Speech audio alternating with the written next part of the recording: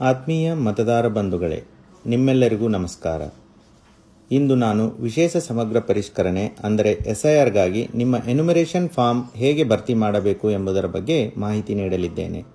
ಮೊದಲನೆಯದಾಗಿ ಭಾಗ 1 ನೋಡಿ. ಈ ಭಾಗದಲ್ಲಿ ನಿಮ್ಮ ವಿವರಗಳನ್ನು ಈಗಾಗಲೇ ಮುದ್ರಿಸಲಾಗಿದೆ. ನಿಮ್ಮ ಹೆಸರು, ಮತದಾರರ ಗುರುತಿನ ಚೀಟಿ ಅಂದರೆ ಎಪಿಕ್ ಸಂಖ್ಯೆ, ವಿಳಾಸ, ವಿಧಾನಸಭಾ ಕ್ಷೇತ್ರ ಮತ್ತು ನಿಮ್ಮ ಹಳೆಯ ಭಾವಚಿತ್ರಗಳನ್ನು ಮುದ್ರಿಸಲಾಗಿದೆ. ಅದಲ್ಲದೆ ನಿಮ್ಮ ಬೂತ್ ಮಟ್ಟದ ಅಧಿಕಾರಿಯ ಹೆಸರು ಅಂದರೆ BLOರವರ ಹೆಸರು ಮತ್ತು ಮೊಬೈಲ್ ಸಂಖ್ಯೆಯನ್ನು ಸಹ ಮುದ್ರಿಸಲಾಗಿದೆ. ನಿಮ್ಮ ಮುದ್ರಿತವಾಗಿರುವ ಭಾವಚಿತ್ರ ಹಳೆಯದಾಗಿದ್ದರೆ ಅಥವಾ ಅಸ್ಪಷ್ಟವಾಗಿದ್ದರೆ ನೀವು ಹೊಸ ಭಾವಚಿತ್ರವನ್ನು ಒದಗಿಸಬೇಕಾಗುತ್ತದೆ.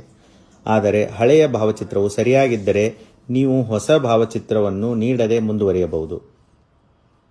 ಭಾಗ 2ರಲ್ಲಿ ಹಿಂದಿನ SIRನ ಅಂದರೆ 2002ನೇ ಸಾಲಿನ ಮತದಾರರ ಪಟ್ಟಿಯ ವಿವರಗಳನ್ನು ನೀವು ದಾಖಲಿಸಬೇಕಾಗಿದೆ.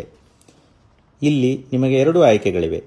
ಆಯ್ಕೆ 1, 2002ರ ಪಟ್ಟಿಯಲ್ಲಿ ನಿಮ್ಮ ಹೆಸರು ನೋಂದಣಿಯಾಗಿದ್ದರೆ ಆ ವರ್ಷದ ಮತದಾರರ ಪಟ್ಟಿಯಲ್ಲಿರುವ ನಿಮ್ಮ ವಿವರಗಳನ್ನು ನೀವು ಭರ್ತಿ ಮಾಡುತ್ತೀರಿ.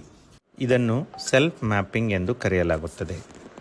ಆಯ್ಕೆ 2, ಒಂದು ವೇಳೆ 2002ರಲ್ಲಿ ನಿಮ್ಮ ಹೆಸರು ನೋಂದಣಿಯಾಗದಿದ್ದರೆ ನೀವು ನಿಮ್ಮ ತಂದೆ, ತಾಯಿ, ಅಜ್ಜ ಅಥವಾ ಅಜ್ಜಿಯವರ 2002ರ ಮತದಾರರ ಪಟ್ಟಿಯ ವಿವರಗಳನ್ನು ಒದಗಿಸಬೇಕು. ಇದನ್ನು ಪ್ರೊಜೆನಿ ಮ್ಯಾಪಿಂಗ್ ಎಂದು ಕರೆಯಲಾಗುತ್ತದೆ. 2002ರ ಮತದಾರರ ಪಟ್ಟಿಗಳ ವಿವರಗಳು ನಿಮ್ಮ ಬೂತ್ ಮಟ್ಟದ ಅಧಿಕಾರಿಗಳೊಂದಿಗೆ ಲಭ್ಯವಿರುತ್ತದೆ. ಅದಲ್ಲದೆ ಮುಖ್ಯ ಚುನಾವಣಾಧಿಕಾರಿಯವರ ವೆಬ್ಸೈಟ್ co.karnataka.gov.in ಮತ್ತು ಭಾರತ ಚುನಾವಣಾ ಆಯೋಗದ ವೆಬ್ಸೈಟ್ voters.eci.gov.in ಹಾಗೂ ECI ನೆಟ್ ಅಪ್ಲಿಕೇಶನ್ನಲ್ಲಿ ಸಹ ಲಭ್ಯವಿರುತ್ತದೆ. ಭಾಗ 3ರಲ್ಲಿ ನಿಮ್ಮ ಪ್ರಸ್ತುತ ವಿವರಗಳನ್ನು ನಮೂದಿಸುತ್ತೀರಿ. ದಯವಿಟ್ಟು ಗಮನಿಸಿ, ಇಲ್ಲಿ ನಿಮ್ಮ ಜನ್ಮ ದಿನಾಂಕವನ್ನು ಕಡ್ಡಾಯವಾಗಿ ನಮೂದಿಸಬೇಕು.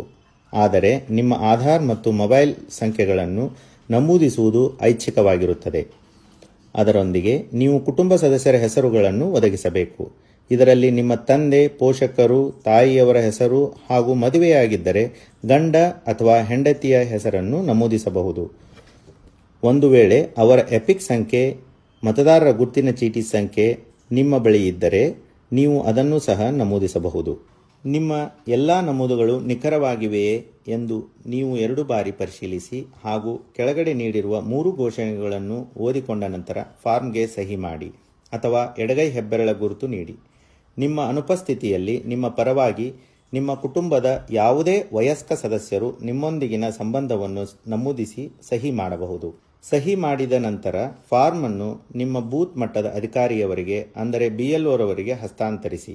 ನಂತರ BLO ಸ್ವತಃ ಫಾರ್ಮ್ಗಳಿಗೆ ಸಹಿ ಮಾಡುತ್ತಾರೆ. ಅವರು ಅಧಿಕೃತ ದಾಖಲೆಗಳಿಗಾಗಿ ಒಂದು ಪ್ರತಿಯನ್ನು ಇಟ್ಟುಕೊಳ್ಳುತ್ತಾರೆ ಮತ್ತು ಇನ್ನೊಂದು ಪ್ರತಿಯನ್ನು ನಿಮಗೆ ಹಿಂತಿರುಗಿಸುತ್ತಾರೆ. ದಯವಿಟ್ಟು ಈ ಹಿಂತಿರುಗಿಸಿದ ಪ್ರತಿಯನ್ನು ಸುರಕ್ಷಿತವಾಗಿಟ್ಟುಕೊಳ್ಳಿ, ಏಕೆಂದರೆ ಇದು ನಿಮ್ಮ ಅಧಿಕೃತ ಸ್ವೀಕೃತಿಯಾಗಿರುತ್ತದೆ. ವಿಶೇಷ ಸೂಚನೆ: ಎನ್ಯುಮರೇಷನ್ ಫಾರ್ಮ್ ಜೊತೆ ಯಾವುದೇ ದಾಖಲೆ ಒದಗಿಸುವ ಅವಶ್ಯಕತೆ ಇರುವುದಿಲ್ಲ. ನಿಮ್ಮ ಅಮೂಲ್ಯ ಸಮಯಕ್ಕಾಗಿ ಧನ್ಯವಾದಗಳು.